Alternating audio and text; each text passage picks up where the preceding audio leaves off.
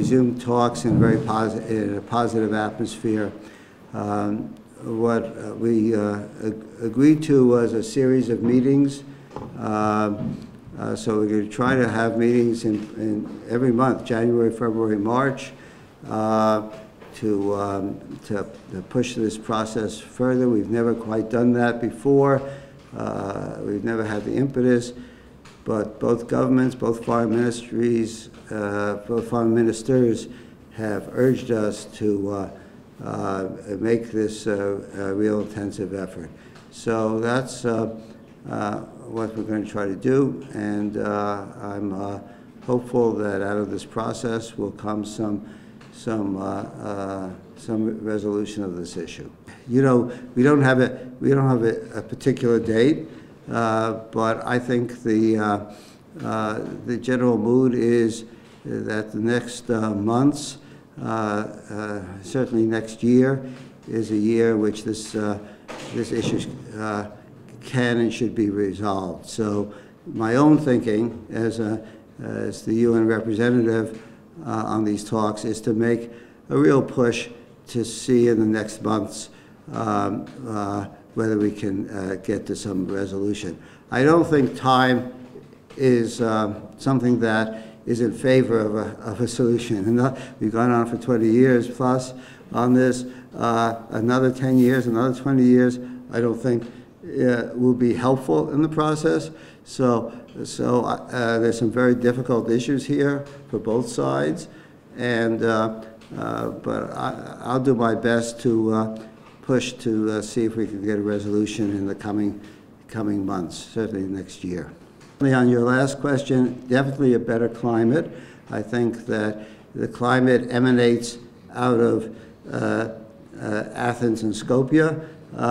That there's been a better atmosphere, better dialogue between the governments, and an absence of really serious irritations. So I think the atmosphere is better.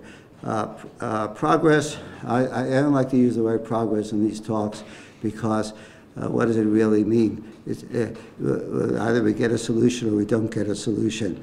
I will say that the two parties were listening closely to the other side. There was good dialogue back and forth directly between them, and on the issues, and listening with constructive tone that made me feel that there's some enough flexibility in the minds of the parties that maybe we can find some solutions here. But you know, I don't want to give false hopes either. Yeah. Flexibility in both parties? Flexibility, yeah, but I'd say both parties were very constructive. Both parties listened carefully to the other side, and both parties were willing to listen to possibilities. But there'll be, what I'd like to do is have a meeting in January, a meeting in February, a meeting in March. And we're trying to work out the dates now. I suggested some tentative dates, but Ambassador Нимиц, Ambassador Makfax, they've got to figure out whether those work. And New York, we'll try to do some in New York, of those, maybe all of them in New York, but maybe one more in Europe here. You have Vienna or Brussels. You also said that you didn't make any proposals today. Yeah. You made about the name. Yeah. The other side, maybe one of the other side. No, there were no, well, people, both sides reasserted positions they had previously made and discussed where they stood on the issues and what their thinking was of their governments. So, but I won't say there was a concrete proposal by either side. There was just good discussion of the possibilities. Yes, sir? You answered the question from in Greece. What are the reasons in particular that you think that there is a better climate in terms of the talks right now? Well, I think I don't want to get into my analysis of the politics in both countries, but I think the government of Skopje, the new government of Skopje, has definitely made this a high priority, and seems to be determined to try to break the deadlock in the relationship with Greece, and move forward on the Euro-Atlantic program. And there's been an absence of activities that irritate, the relationship. I think in Athens, the government has, and the foreign minister particularly, but also the prime minister, have made statements that indicate a desire to resolve this issue. Obviously, they have their points of view on how it could get resolved, so, but nevertheless, an interest in it. Solving problems in the region is very important to Greece, and it would, I believe, strengthen Greece's position in the region, and lead to a much more secure region in a difficult time internationally if this issue were resolved. So I think it's better. And I think people in both countries seem to feel that after all these years, maybe it's time to get this thing done. Yeah. Well, I've heard those statements. So the discussions about the issues are discussions about the issues. So I think that both sides have to be satisfied that they will get a constructive resolution, and I think that will happen. Otherwise, there'll be no agreement. After many years, is there some new magical name going to appear? I doubt it very much. This issue has been discussed over and over again. There are many possibilities.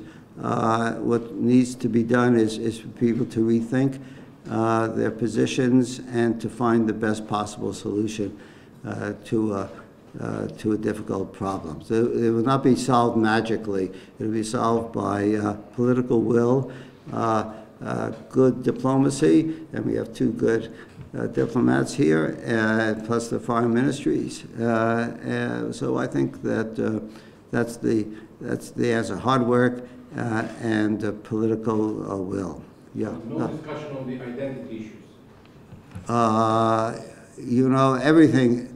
Everything involves identity issues. I mean, just when you mention the name, it involves the identity. It depends what you mean by identity issue. This is a really sensitive issue, but I feel comfortable that we'll avoid anything that will make it impossible to solve the problem. First of all, the now should have been 10 years ago or 20 years ago.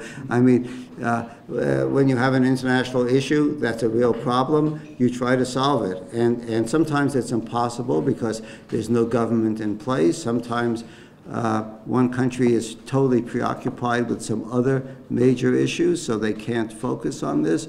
Sometimes the atmosphere isn't right. But right now, as I mentioned, I think the atmosphere is right. I think you have governments in both Skopje and Athens that have a will to solve this, that have good leadership, and therefore this is a good time. Do I have a red line? No, I don't have a red line. I'm a UN mediator. I do what I can to help the parties come to a solution, and obviously if they can't come to a solution, then people have to rethink whether there's a process is necessary. Yeah, last question. One word or two words? Whatever the parties decide. I'm not going to predict what the name is. One name, two names, three names, five names, yes, sir. Do you expect to have any European input in the process from the European Commission? I mean, and would you also expect that you might find a solution before the next assessment of the European Commission for Yeah. So the European Commission, I've talked to the European Commission. I'm in constant communication with Commissioner Hahn and others, but not they don't play a role in this particular process. This name issue is under Security Council resolutions and under the interim agreement. The Secretary General of the United Nations is charged by both parties for facilitating these talks. But obviously, there's an interest in the EU and the European Commission on this, and so there is obviously conversations with them. I don't have a prediction, or even a target to resolve it before or after any particular EU-related date. I think that would be foolhardy to try to set a target date connected with other initiatives.